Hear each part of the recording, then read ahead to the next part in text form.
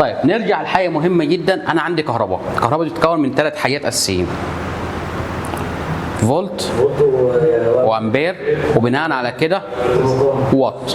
الاثنين في بعض وات. وبعد كده الامبير بينقسم الى الامبير بتتكون فولت ومقاومه مقاومه. كده الثلاث حاجات من عالم المقاومه. تمام، هم دول العناصر الاساسيه بتاعتي اللي انا بشتغل عليهم: فولت، امبير، وات. الرابع المقاومه.